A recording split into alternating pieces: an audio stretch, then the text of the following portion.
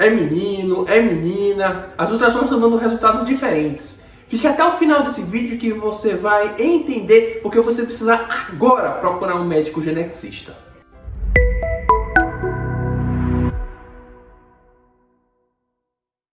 Eu sou Caio Brusaca, médico geneticista. Sejam bem-vindos ao meu canal. Não se esqueça de se inscrever, ativar notificações e receber todos os vídeos de genética em primeira mão. Vídeo de hoje é menino ou é menina? As ultrassons estão dando conflito, eu não sei o que fazer. Agora você vai entender por que está dando esse tipo de resultado nos seus ultrassons. Deixe eu lembrar um pouco da parte de diferenciação sexual.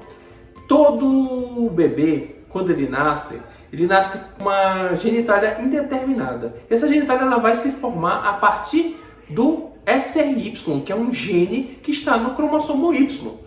A menina ela não tem o cromossomo Y e o menino ele tem o cromossomo Y. E o SRY ele determina a formação da genitália masculina.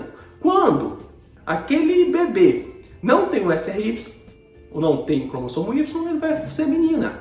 Se ele tem o cromossomo Y, ele vai ser menino. Porém, existem algumas situações onde a gente faz a ultrassom, uma ultrassom dá um resultado, a outra ultrassom dá outro resultado. O que eu devo fazer agora para a gente tirar essa dúvida? Primeira coisa é, o ultrassom, a gente tem que entender que é um exame operador dependente, depende muito de quem está fazendo aquele tipo de exame. Como assim? Depende de quem está manuseando. O médico que é ultrassonografista, com mais experiência, ele vai errar menos na determinação sexual de um bebê. Por isso, a ultrassom é um exame tão importante na gravidez. Porém, existe realmente alguns casos que a gente gera dúvida. E como é que a gente consegue tirar a prova, saber se é menino ou menina? Primeira coisa, quando a gente vai no médico geneticista e a gente está com essa suspeita, essa dúvida do gênero daquela criança, existe uma série de exames que a gente sempre vai solicitar, que via de regra no pré-natal comum, até mesmo no pré-natal de alto risco, eles não vão ser solicitados. Por quê? Porque o pré-natal ele visa o bem-estar da criança de um modo geral, mas existem alguns exames que são primordiais na determinação do sexo. Ainda mais se a gente tiver frente à suspeita de um hermafroditismo, um distúrbio da diferenciação sexual, alguma alteração cromossômica que poderia envolver os cromossomos sexuais e por isso a gente está naquela dúvida se é menino ou menina.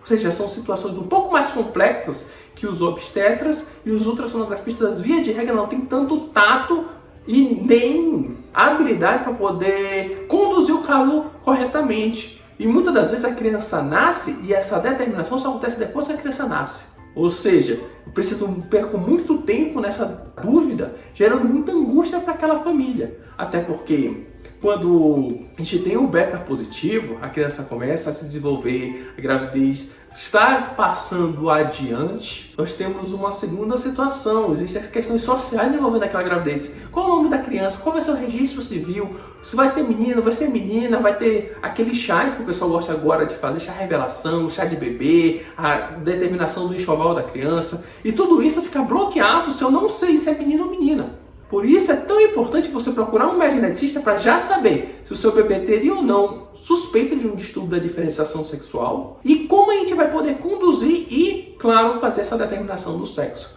da forma correta. Deixa aqui nos comentários quantas ultrassons vocês fizeram e se elas tinham algum conflito do gênero, se era menino ou menina. Vamos lá, pensando um pouco como um médico geneticista. Está lá um casal com uma mãe, e essa mãe está grávida de por volta de 20 semanas. Já fez o primeiro morfológico, TN normal, todas as medidas absolutamente normais, mas o segundo morfológico deu que era menina. O próximo ultrassom já deu que era menino, já teve conflito. Como é que a gente desempata? Com uma série de exames. Como falei, o ultrassom é um exame que é operador dependente. É uma coisa que eu estou vendo. Aqui a gente já começa a entrar em situações que eu preciso de testes genéticos para a gente poder ver a constituição genética do indivíduo. Aí entra sexagem fetal. Sexagem fetal é um exame que a gente usa usando sangue materno. A gente tira o sangue da mãe e identifica se tem ou não cromossomo Y. Se tem cromossomo Y é menino, se não tem cromossomo Y, possivelmente é menina. Mas ainda assim é um exame muito simples. Ele por si só, numa situação onde ultrassons estão conflitantes, ele não vai simplesmente desempatar. O mesmo acontece com o NIPT. O NIPT, o pré-natal não invasivo, o teste genético, ele avalia os principais cromossomos 3, 18, 21, X e Y, e tem também o NIPT ampliado que avalia outros cromossomos. Mas, se a gente lembrar, ele vê o cromossomo, mas existem outras doenças que poderiam causar distúrbio da diferenciação sexual, pseudohermafroditismo, hermafroditismo verdadeiro. E você vê que só esses exames que, via de regra, o obstetra solicita não resolvem o problema do bebê de vocês. A gente tem um problema muito mais grave, muito mais sério. E a gente precisa realmente do especialista correto, que é um médico geneticista.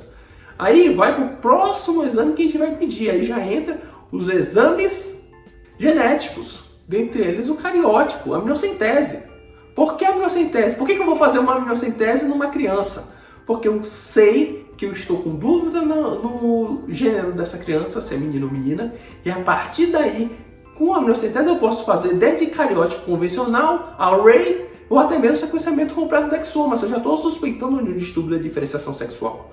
Ou seja, aqui na gravidez eu já consigo fazer a identificação, a associação do teste genético correto e bem como também já resolver esse grande problema que vai ser para essa criança assim que ela nascer. Quando ela nascer, via de regra, crianças que têm esse conflito entre menino ou menina nas ultrações podem ter genitália ambígua. O que é genitália ambígua? São algumas malformações externas na região genital da criança que eu não consigo identificar de cara se é menino ou menina. Às vezes o testículo está no canal inguinal, às vezes a gente tem um micropênis, às vezes a gente tem um clitóris aumentado, às vezes a gente tem uma fusão dos grandes lábios que podem sugerir uma bolsa escrotal rudimentar. Ou seja, são várias situações onde a gente realmente precisa de um olhar mais aprofundado. A gente realmente precisa de um cuidado adicional, em especial com aquela criança para poder determinar o sexo. Para a gente poder falar sobre isso, ver que a gente está em situações muito mais amplas do que simplesmente sim ou não. Porque pode ser hermafroditismo verdadeiro, pode ser distúrbio da diferenciação sexual XY, XX, pode ser, por exemplo, síndrome de Turner, síndrome de Klinefelter, ou seja, tem um monte de síndrome genética que causa essa dúvida. E o que eu preciso fazer? Preciso procurar um médico geneticista. Não se esqueça de deixar o seu like, ele ajuda o algoritmo do YouTube a levar esse conteúdo a mais e mais pessoas que estão com dúvida na determinação do sexo durante a gravidez. Como você pode ver, o nosso olhar ele é muito mais amplo, é muito mais completo que é só sim ou não, ou menino e menina. Porque existe realmente distúrbio da diferenciação sexual, onde nós temos questões orgânicas que poderiam sim causar problemas para aquele bebê.